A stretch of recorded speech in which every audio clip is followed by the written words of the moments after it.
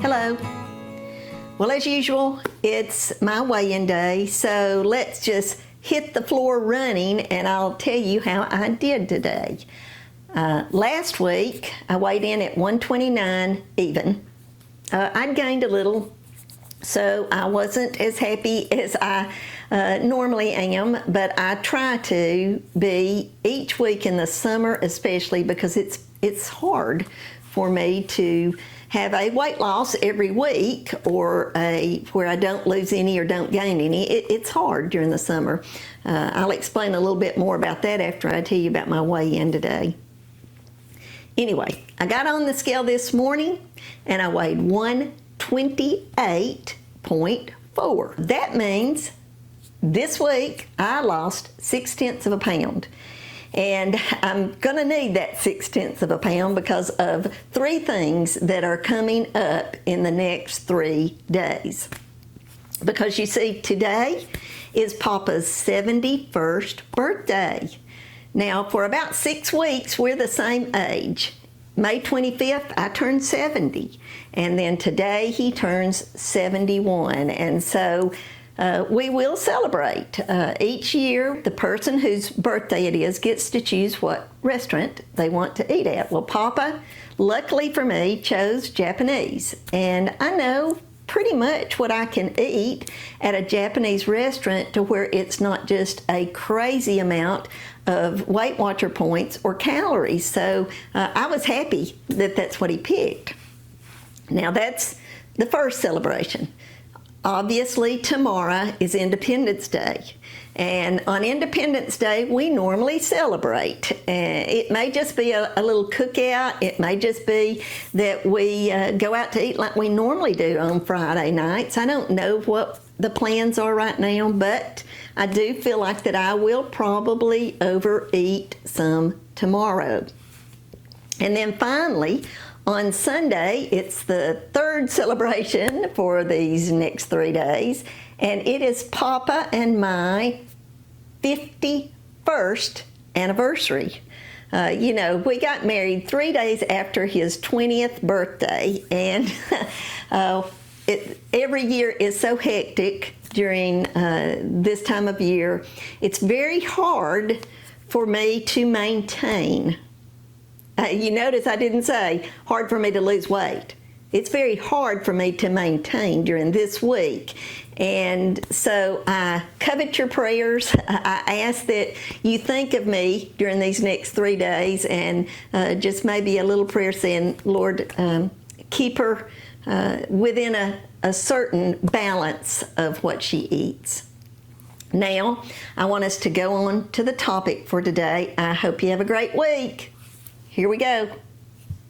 You've just heard how I did on the scale this week. I have no idea what the results is going to be, and that's okay. I don't worry about that in this part of the video anymore. But today's topic is conquering giants. Now, how did I come up with that topic? Well, I really didn't. God put it on my heart. About 3 weeks ago, while I was studying my accountability Bible study, which I meet with people on Wednesdays, we were studying some scripture out of Genesis, and it talked about the Nephilim, or giants, or the sons of Anak. They were all considered giants that roamed the earth in that time frame. And so, as I often do, I went down a rabbit hole and I looked up every reference that talked about giants in the Old Testament. Now, you may be thinking about a particular giant that King David had to face when he was a boy. Goliath was reported to be over 8 feet tall. But that's not the giant or giants we're going to be talking about today. You see, when I went down that rabbit hole, I found another scripture that I had totally forgotten about that talked about giants and about 12 people that encountered those giants and how some were ready to go and some didn't want to face up to those giants. And that's what the scripture is about today. I'll preface it a little bit by saying Moses had sent one member of each tribe of the nation of Israel to scope out the land that God had promised them. I mean, it was actually called the Promised Land. And he said, I want you to go in there. I want you to look at the people. How, are they successful? What's the land like? Bring me back some fruit or something from the land so that we can tell. And that's where we're going to start up with our scripture. It is taken from Numbers, which is the 4th book of the Bible. And we will be starting in chapter 13, 25 through 33. This is after the spies had spent 40 days in the Promised Land. At the end of 40 days, they returned from spying out the land. And they came to Moses and Aaron and to all the congregation of the people of Israel in the wilderness of Paran at Kadesh. They brought back word to them and to all the congregation and showed them the fruit of the land. I forgot to mention, they brought back a cluster of grapes that was so large that they had to put it on a pole and 2 men put it in between them and brought it back in. It was that large. And starting with 27, and they told him, we came to the land to which you sent us. It flows with milk and honey, and this is the fruit. And they pointed to the grapes. However, the people who dwell in the land are strong, and the cities are fortified and very large. And besides, we saw the descendants of Anak there. The Amalekites dwell in the land of the Negeb, the Hittites, the Jebusites, and the Amorites dwell in the hill country, and the Canaanites dwell by the sea and along the Jordan. But Caleb quieted the people before Moses and said, let us go up at once and occupy it, for we are well able to overcome it. Then the men who had gone up with him said, we are not able to go up against these people, for they are stronger than we are. So they brought to the people of Israel a bad report of the land that they had spied out, saying, the land through which we have gone to spy it out is a land that devours its inhabitants, and all the people that we saw in it are of great height. And there we saw the Nephilim, the sons of Anak, who come from the Nephilim, and we seemed ourselves like grasshoppers, and so we seemed to them. May God bless the reading of His Word. Now, why did I pick that scripture? Because I realized that many times in my life, I've faced a lot of giants. And many times, instead of being like Caleb and Joshua stood with Caleb saying, yes, we can do it. I've been like the other 10 that said, that giant is too big. I can't conquer it. And I never once thought about that I'm right. I can't conquer that giant by myself. But God is able to conquer all giants if we allow Him to go first. And that's what Caleb and Joshua were trying to say. We can conquer that land, but only if we remember what God can do. You see, these people, and there were millions of these people from Israel, they had been captives in Egypt for many, many years, and were treated like slaves. I mean, the Pharaoh was so mean to them, he made them make bricks, and then he got madder at them and stopped being able for them to use certain things that made bricks, and they had to still make it. I mean, it was ridiculous how mistreated they were. And when Moses came and God sent him to get those Israelites out of Egypt, God performed many miracles to get them out. There were several plagues that the Egyptians had to suffer through. And finally Pharaoh said, okay, get out, leave, I don't care. This is too much trouble. We'll find somebody else that can make the bricks. We don't want you and your God here anymore. So they left and got out into the middle of the wilderness up against the Red Sea. And the people didn't know what they were going to do. They had to cross over that sea to get to the promised land that God had promised them. And so they began to grumble, and they said, we should have stayed back in Egypt. And they looked over and they saw Pharaoh and his chariots coming after them. So then they really got scared. They said, you brought us out here just for us to die here. It would have been better for us to stay in Egypt. At least we had a place to live. Well, that's when God reached down his mighty hand and parted that Red Sea.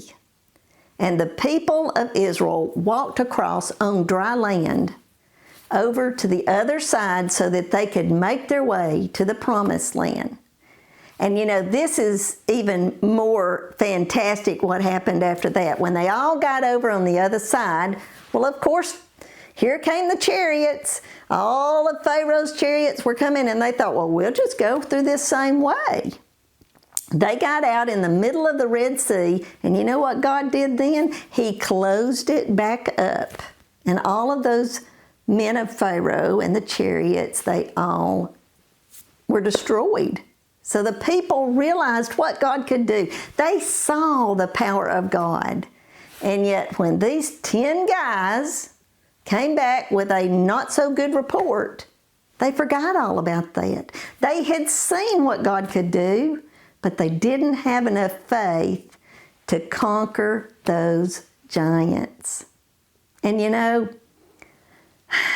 I hate to say it, but I didn't have enough faith to conquer my giant. I guess one of the biggest giants I've had to face in my life was being overweight and being unhealthy because of it. And I would try several times to fight that giant, but the difference between now and all the other times that I tried to lose weight and would gain it back plus an extra 15 is I let God be in control this time. I sought God's guidance. Before I ever joined Weight Watchers, I prayed about it and I asked Him to show me a way to where I could be in a healthy weight range for the rest of my life, not just for 3 to 6 months, but forever. And 11 years ago, He led me to Weight Watchers. And even though that giant still shows his ugly face ever so often, just like he did with that big bag of potato chips last week, I'm not always successful against my giants. But if I'll put God first, if I will ask Him to help me get through, I will be successful. Now, I know some of you are out there saying, Meema, you always make everything about God. Well, you're right, because in my life, everything is about God. And the only way I'll ever have success in my life is if I put Him first. I've read something a long time ago, and I'm going to read it so that I won't get it wrong. And I don't really remember where I read it. It may even be from the Bible, but it's no matter how big the giants are in your life, God is bigger still. And that's so, so true. Now, I don't want you to think that we won't come up against some giants that are pretty awful in our lives. And we're still going to have to suffer through some things. We are. We will lose loved ones. We will have illnesses happen to us. Eventually, we all will die. But that's not the end. Not in my life. My life will continue on for eternity with God. And He goes before me. And I have so much more success because I allow Him to go before me. Now, I do want to share the rest of the story of what I was reading. Because those 10 spies said, no, we can't go, God got angry at Israel. And He said, okay, for every day that they were in that promised land, you're going to spend a year out here in the wilderness, to where after these 40 years that you have to wander around, there's only going to be 2 adult people left. and it's going to be Joshua and Caleb. The rest of you will all be dead. And he wasn't just talking about those 10 spies. He was talking about all the adults that were alive at the time. And sure enough, 40 years later, they had all died off. Only Joshua and Caleb were left. And they then received their reward. You know what Joshua's reward was? He became the successor to Moses. He led the whole nation of Israel into the promised land. What a reward was that. But he had shown such leadership and such faith in God that he was rewarded with leadership. Now, what happened to Caleb? Caleb was the only other one that believed if they put God first, they could conquer those giants. Well, he went up to Joshua and he said, I want a certain plot of land as my reward. Joshua said, okay, you can have it. Well, you know what land Caleb picked? He picked that same land that was flowing with milk and honey where the giants were. He wanted to face those giants head on because he knew God would go first. And sure enough, Caleb was successful, the giants were destroyed, and God stayed foremost in his life for the rest of his life and his descendants. They kept that land for many generations afterwards. So that was Caleb's reward. Now, I want you to think for a minute. What kind of giants are in your life? You know, it's not always about weight loss. There are other giants. There is a job that you want to pursue. There are illnesses that you may have to face. But I can promise you this, that if you put God first, if you will ask for God's guidance, you may still be sick. You may not get that job, but God will give you a peace about it that nobody else can understand. You know, I used to always say when I was younger that God is a part of my life. I don't say that now. God is my life. I try each day to put Him first. Am I successful all the time? No, I'm not. Sometimes, like that big bag of potato chips last week still conquers me. But if I'll put God first, I will be successful many more times than I will not be. So you make a list of the giants in your life this week and think about how you and God can conquer them. Okay, let's end with a prayer. Dear Lord, thank you for this day, and thank you for all the many blessings of life that you have given me, my family, and my viewers. Lord, we all face giants every day, but praise God, we have you to go in front of us, to lead the way, to help us get through these giants in our life.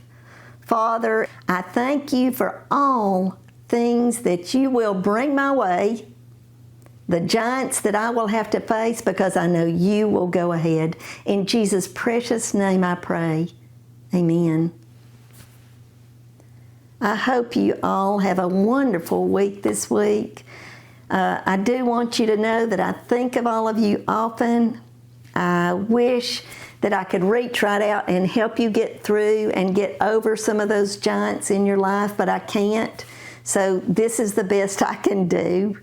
God bless each and every one of you. Until next time, goodbye.